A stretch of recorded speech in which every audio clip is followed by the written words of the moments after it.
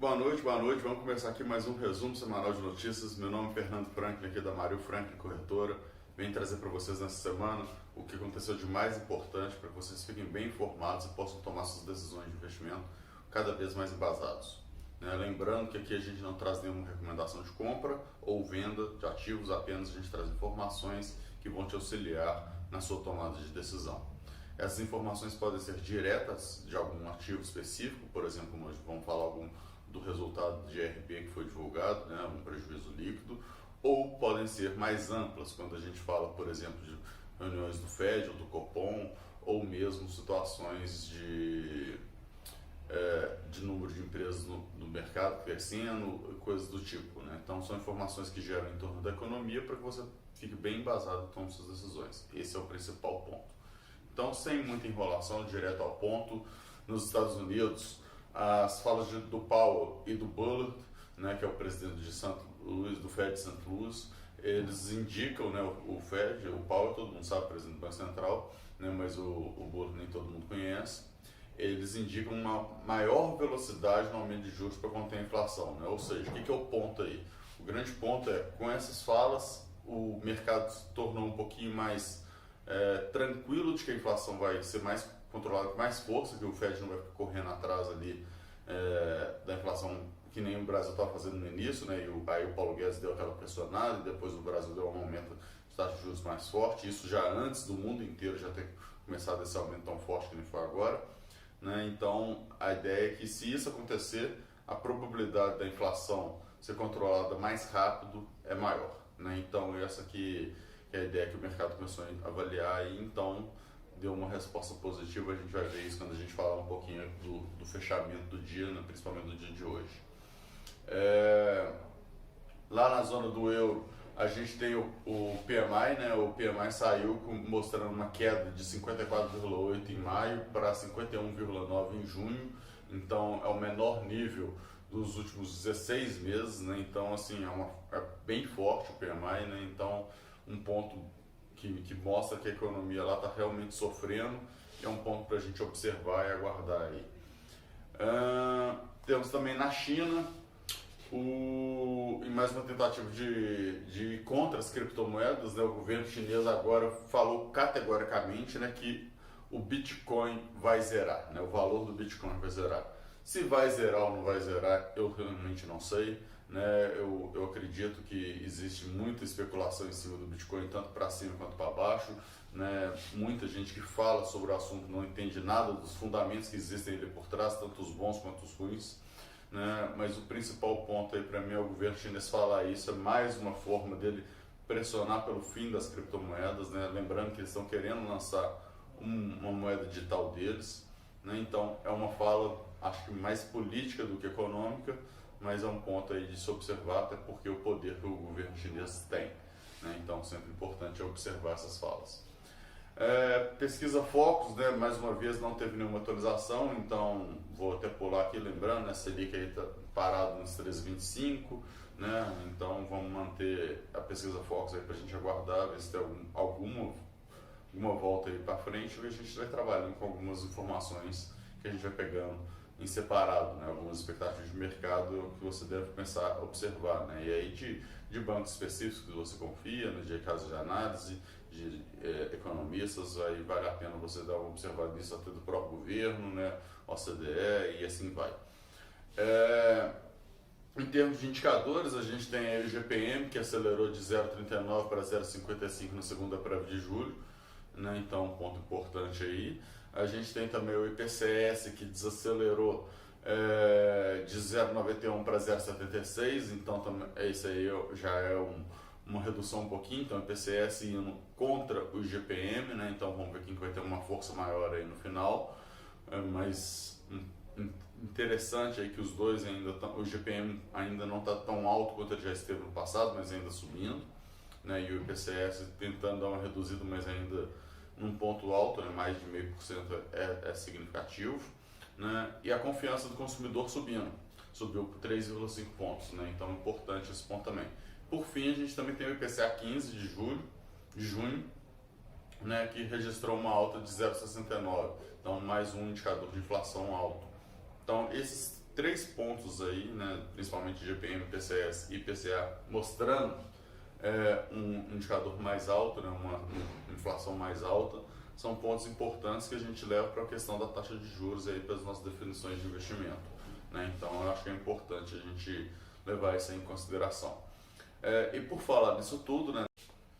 Então a gente tem também aí o Copom, né? Por falar nisso tudo, a gente tem o Copom, que saiu a informação que o Joe Gullen, né, que é o Gillen, né, que é o diretor de política econômica do Banco Central, ele destacou que não tinha sido considerado o reajuste, né, recente dos combustíveis na projeção do IPCA.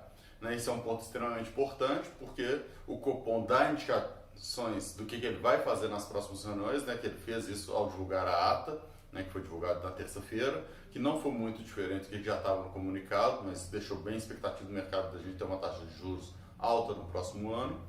E com isso, né, com essa informação que ele traz agora, a gente ainda aumenta ainda mais o risco, já que a gente, com essa situação toda da Petrobras, tem mais um aumento aí que não estava previsto.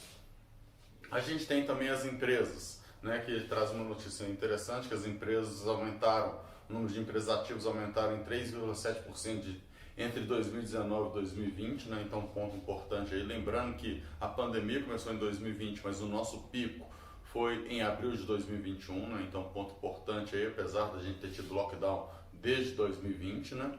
Então, vamos ver como que esse indicador vai se comportar de 2021 de 2020 para 2021 e 2021 para 2022, demora um pouco para sair, infelizmente, né? O IBGE só trouxe a informação de 19 para 20 agora, mas é um ponto importante para a gente acompanhar. Mas é isso aí que a gente tem que ficar de olho e entender como que a economia está caminhando, e alguns indicadores esses que não são tão usuais podem dar algumas informações para a gente que são indicadores que as coisas estão indo para um lado ou para o outro. Falando agora um pouquinho do mercado brasileiro, trazendo aqui os principais índices, né, as informações dos principais índices. Então, o Ibovespa fechou hoje em 98.672 pontos, uma alta de 0,60, mas na semana, no mês e no ano continua em queda, né? Então, na semana uma queda de 1,15, no mês uma queda de 11,39 e no ano uma queda de 5,87. A gente tem as small caps indo no mesmo sentido, né? Que é uma queda pequenininha hoje ainda, porque segurando, mas no mesmo sentido que eu falo no mês do ano, mas na semana, no hoje fechou em 1.967 pontos, uma queda de 0,06, né, praticamente estável, mas na semana uma queda de 1,39, em junho uma queda de 13,35 e no ano uma queda de 16,83. A gente tem o IFIX fechando hoje em 2.802, mostrando que os fundos imobiliários continuam mais ou menos na mesma linha também. Fechou hoje estável em 0,01, na semana estável em 0,01 de queda hoje, na semana 0,01 de alta hoje, e em junho ainda uma queda de 0,64 e em 2022 uma queda de 0,09. Né? Então o IFIX tentando dar aquela segurada com a situação toda, né? E aí é um ponto para a gente observar pensando muito nos fundos imobiliários. BDRX, né, saiu também fechando hoje em 11.604 pontos, com 3,23% de alta, um dia muito forte, uma semana fortíssima de 8,32%, né, então puxado principalmente por hoje, mas teve uma melhora aí, principalmente aliado à situação toda que está melhorando lá nos Estados Unidos, da possibilidade aí da questão inflacionária ser resolvida com um pouco mais de força, né, pelo Fed, né, que a gente comentou no início aqui dessa live.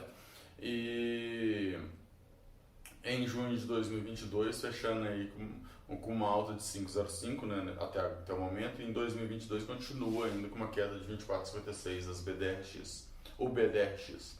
O dólar Petax fechou hoje em 5,2334, uma alta de 0,97, subindo bastante, fator inclusive que ajudou nos BDRs, né? A semana 1,99, né, na mesma linha. Junho com uma alta de 10,67 para o dólar. E junho com uma queda ainda de 6,22. Já o Europetax fechou hoje em 5,51,16. Não, 5,51,65, desculpa. Uma alta de 1,33. Na semana, uma alta de 2,63. Em junho, uma alta de 8,69. Já 2022, uma queda de 12,77. Vamos lá?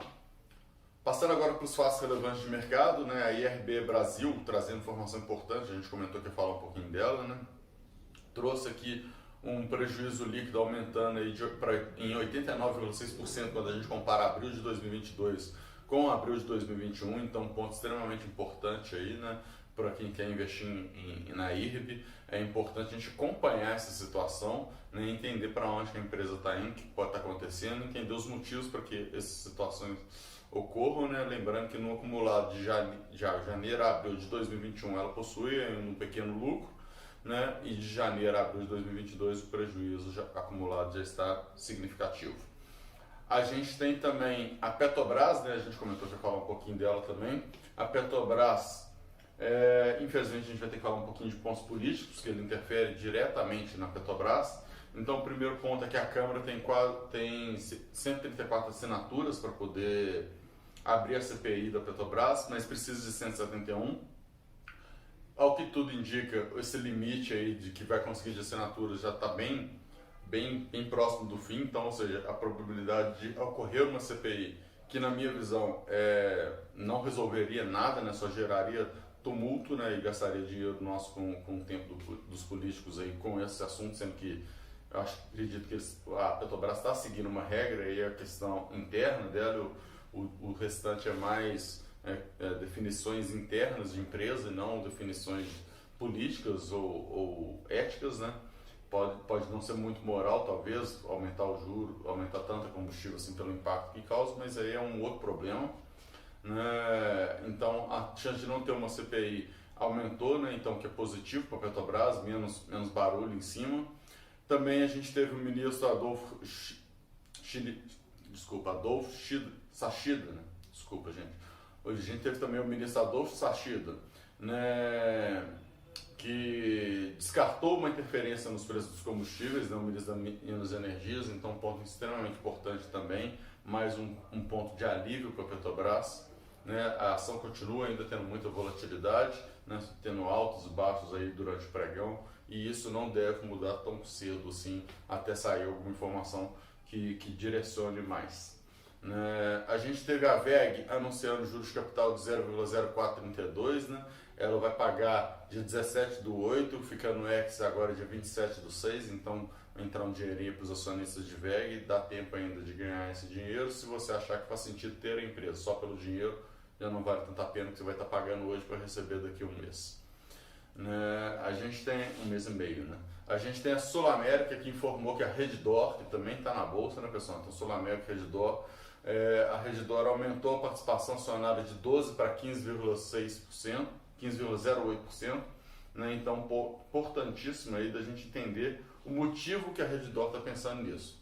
E aí a gente vai ter que começar a entender o mercado, quem quer investir no setor de saúde, né? Então tem que pesquisar, entender um pouquinho mais sobre isso para sua tomada de decisão, né? Então é importante porque se a Redditor está querendo aumentar a participação dela em Sul América, até onde ela vai chegar? Em algum momento ela vai assumir a Sul América inteira, vai ter aí uma poison pill que vai pegar e julgar toda a oferta que ela está fazendo para todo mundo. O que vai acontecer, né? Ou ela vai pegando de pouquinho em pouquinho, como que isso vai acontecer, como que vai ser os próximos passos e qual que é a decisão e como que essa decisão, né, da Sul América ser controlada pela Redditor pode impactar tanto a Sul América quanto a própria Redditor. A gente tem agora então também trazendo as empresas de locação, né, então de veículos. A gente tem aí Localiza, Unidas e Movida para a gente falar. A Localiza juntamente com a Unidas estão anunciando que a fusão delas vai finalmente sair, né, que vai ser comunicado dia 1/7, os moldes disso aí. A gente vai ter um pouquinho mais de informação para ver como que vai ficar. A compra da Unidas pela Localiza, a gente já sabe o que aconteceu, isso já tem muitos anos, mas ficou essa briga aí no CAD. Agora finalmente parece que tudo se acabou, né, tá tudo certo e as coisas vão evoluir. Vamos ver como que vai ser, né, os próximos passos, vamos ver o cronograma que vai ser divulgado aí de 1/7. Eu acho que isso é o importante para os investidores. A Unidas também anunciou um juro de capital, né, para o dia 8/7, né, pagando em 8/7 de 0,1628 por ação, e fica ex dia 29/6. E a Movida também anunciou juros de capital, né, de 0,1465 por ação, com pagamento em 11 de outubro, ficando no ex dia 1º de julho. Né? Então, um ponto importante aí que é a discussão da Movida a discussão da Localiza da fusão da Localiza com a Unidas vai ser divulgada dia 1º/7, no mesmo dia que a Movida fica ex. Tá? Então, grandes concorrentes tendo informações importantes para o mesmo dia aí. E aí o setor como um todo balança nessas informações, tá, pessoal? Então por isso que é relevante. Tanto para cima quanto para baixo. E por fim a gente traz aqui as lojas Renner. As lojas Renner também anunciaram juros de capital próprio de 0,1641 por ação, com pagamento em 11/7, ficando no ex em 29/6. Né? Então quem quer investir em lojas Renner. E aproveitar aqui esse momento para poder trazer uma informação interessante, né? Que as lojas Renner, saiu uma matéria agora que ela tem feito uma mudança de colocar etiquetas inteligentes nas roupas dela, né? Etiquetas tecnológicas, e essa tecnologia que ela está colocando está permitindo a Renner fazer uma reestruturação dos seus processos. Né? Isso que é o importante, que ela começou a colocar isso em 2019, essa estrutura teoricamente acabou em 2021, grande parte de seus processos já devem ter sido reestruturados ainda em 2021, né? E 2020 também. Mas o principal ponto é que foi feita uma entrevista sobre este assunto específico, né, e a loja Renner se posicionou falando que essas mudanças permitiram ter uma melhoria significativa do controle de estoque delas, com o fim da perda de venda por falta de estoque, né, em certas localidades. Ela consegue analisar agora uma roupa que vai para o trocador, mas volta sem ser comprada, e aí entender o porquê, ajustar isso aí, talvez seja tamanho de peça, né, o que é que está faltando. Então todo esse tipo de informação para ela tem sido muito interessante, e aí o que me faz refletir sobre todo o mercado de vestuário, né, como que a tecnologia está impactando eles, quais concorrentes que estão pensando nesse cenário e como que isso como um todo vai gerar receitas para as empresas lá na frente. Claro que existe um custo muito grande disso, um investimento muito grande, né, tecnológico por trás, mas é esperado uma redução de custos correntes ou mesmo aumento de receitas aí por inovações tecnológicas. Bom, pessoal, o que eu tinha de informações para vocês era isso, né? A gente vai trazer para vocês depois o resumo do resumo para quem não tem muito tempo, né? Mas fica aqui o convite para vocês sempre assistirem a live inteira, né? Que é sempre interessante, nas sextas-feiras às 6h30 da tarde, diretamente ao vivo no Instagram e não ao vivo aqui, né, no YouTube. A gente grava e deixa aqui no YouTube. Infelizmente a live de hoje não deu para ser gravada inteira.